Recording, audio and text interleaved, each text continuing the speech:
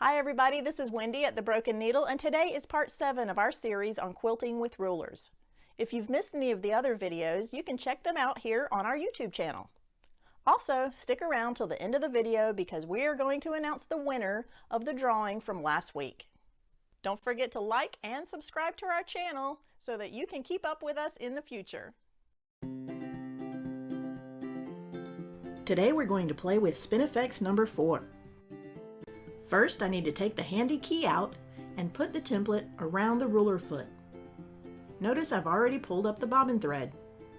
Now I'm going to put the key back in place and get ready to sew. Using the crosshair ruler by Sew Steady, I've already made marks on my fabric, and now I'm aligning the template with the marks on the fabric. This first design is very simple. We start in the center, sew around the template, and back to the center again.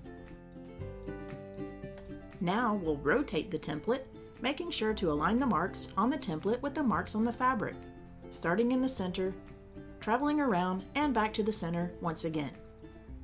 Continue rotating the template, traveling around, back to the center, 2 more times. Ta-da! Design number 1.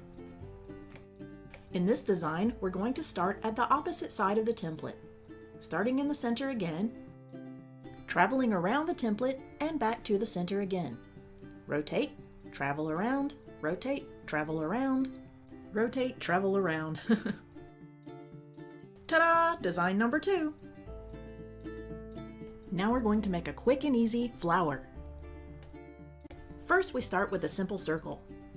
I've already made marks on the fabric, aligned the marks on the template with the marks on the fabric, and travel around to make a complete circle. Bingo! Now using the Spin-E-Fex template, we're going to make petals on our flower. I start at the top center of the circle, travel around the template back to our starting point. Now we rotate the template and travel along the circle to the starting point of our next petal. Make sure we're all lined up. Travel around back to the starting point of your petal, travel along the circle, line it up, travel around, and continue doing this all the way around until your flower is complete.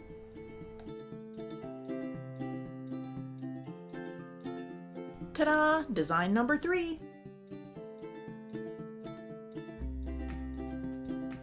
Now we're starting design number 4. If you notice, everything in the video is so simple. We pretty much repeat over and over again, starting in the center, going around, starting in the center, going around. That's what we're doing again here. These are just a few designs. You can come up with your own. The possibilities are endless. In this design, I'm going to travel up a 1/4 inch, slide the template up against the ruler foot, travel around and back to the center. Travel up a 1/4 inch, travel around, back to the center. Over and over and over again. Ta-da! Design number 4. Ta-da! Here they are all together. So pretty, so simple, so steady. Design number 4, design number 3, design number 1, and design number 2.